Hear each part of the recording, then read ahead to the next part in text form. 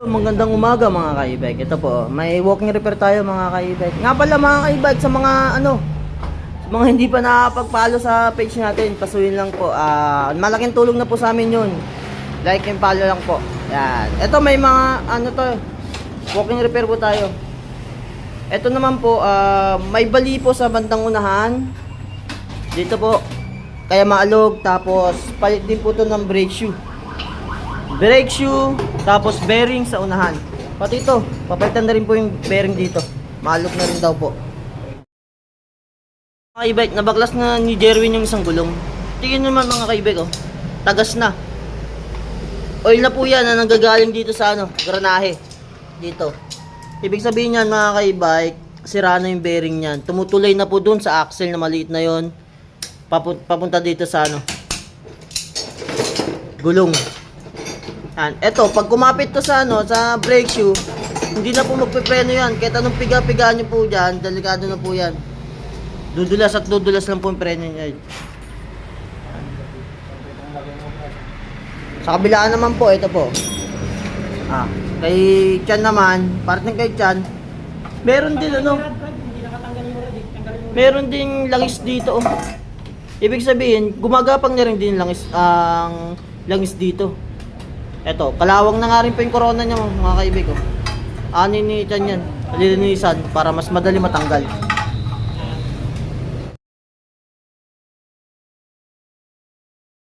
Yung mga ka-e-bike ko, natanggal na ni Chan yung yung brake drum. Ito. Ang problema dito mga ka-e-bike, sirang-sira na yung bearing. Ayun ang hirap tanggalin yan kasi durog na. Possible niya, pag hinugot natin itong axle, maiwan yung bahay sa loob. Yun po yung natin. Yun ang magpapahirap sa atin siguro mamaya. Sana hindi naman. Tapos dito sa kabila, panay langis na po. Ayan po. Sirang-sira na rin po dito yung bearing. Pati yung oil seal. Yan. Lilinisin to ni Win. Tapos, papalitan ng bearing din, saka oil seal. Ito ang sinasabi namin mga ka-e-bike ko. Ito. Kapag nasira na yung oil seal, nasira na yung bearing, tumulay na yung langis sa brake drum, eto na po. Pag dudulas na lang po yan. Hindi na po mamemreno to, sobrang delikado na po. Yan, lilinisin po nila lahat yan, tapos papalitan po lahat ng bago.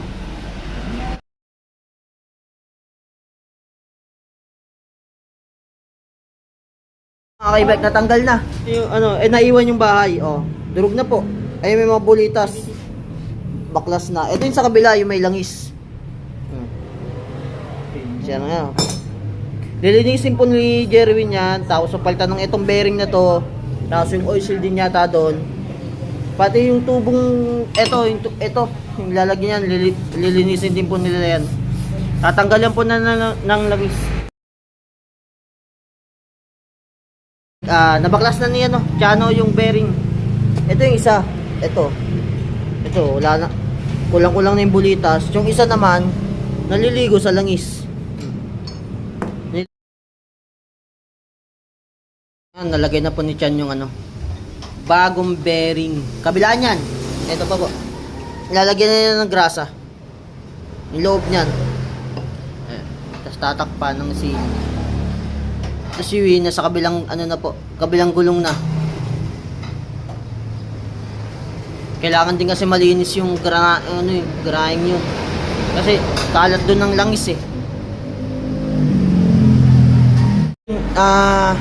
Natanggal na ni Win yung granahe. Ayan. Ang gagawin dito ni Win, tatanggalin niya to. Ito, saka ito. Kasi lilinisin nila yung loob na ito eh. Kasi dito tumutulay yung langis. Tapos, ito yung pupunas-punasan na rin yan. Lilinisin na rin yan. Sige, Win, bira.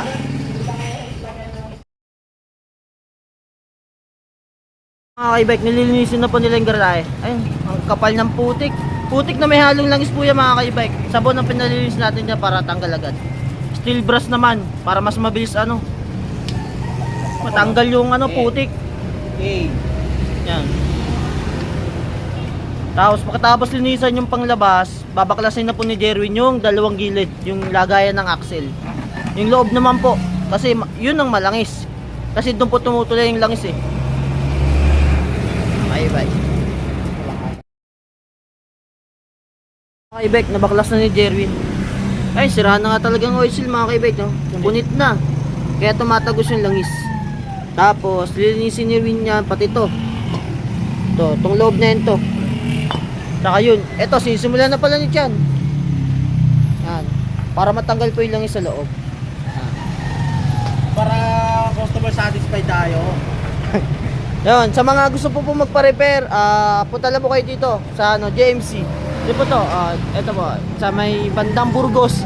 Di po kayo maliligaw, tapat lang po tayo ng Ryco Furniture, Natividad Subdivision, Tawid Kalsada lang, makikita nyo na agad tayo.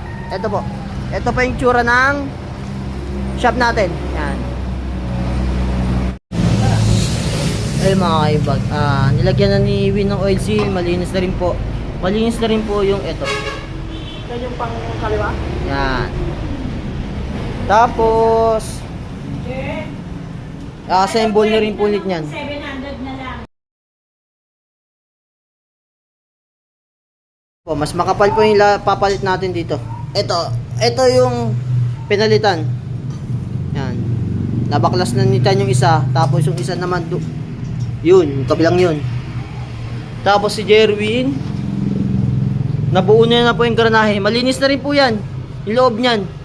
Natanggal na rin po natin yung yung langis. Tapos sasalpak na rin po natin dito.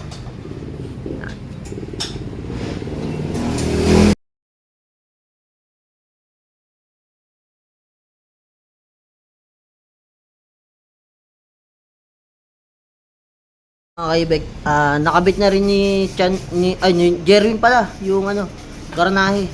Saka yung bagong shock. Tapos motor na lang po. Ayan. Medyo nililinisan na rin po ni Jerwin yan. Tapos pagkatapos na ito naman. Itong axle. Ayan, may bagong bearing. Sasalpak na rin po natin to. Malinis na rin po to. Pati yung loob na ito. Wala na rin pong yan. Langis.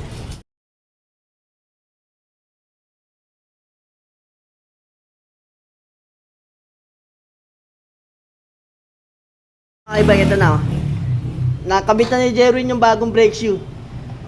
Na na rin yan, nalagyan na rin po ng axle. Kabilaan po yan. Tapos na-fix na rin po natin yung motor. Yan. Yung mga kaibek. Inano ni Chano, pinipix na.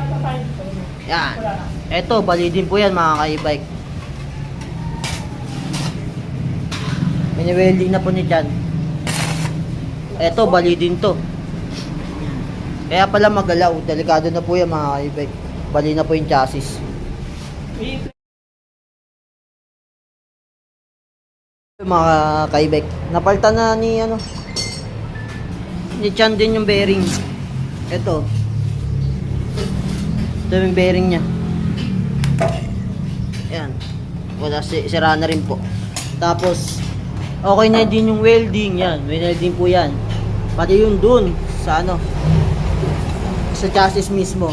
Tapos nilagay na rin po niya yung mga kaha. Yan. Patapos na rin to mga kaibike.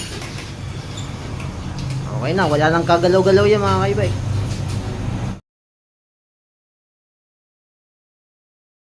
Kaibike, okay na. Test drive na ni Chano. Tapos ipapatest drive din natin kay na ma'am. Okay na po to.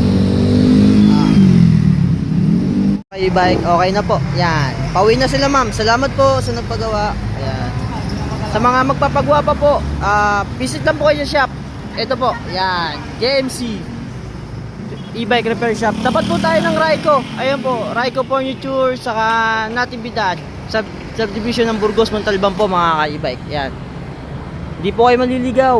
Pagtapat lang po ng Ryco, dito na po tayo, tapatan lang po tayo. Salamat ma'am. Saka magpagawa, magaling na gumawa. Sige, salamat po. Ay. Sige po, salamat po ma'am. Po, ingat.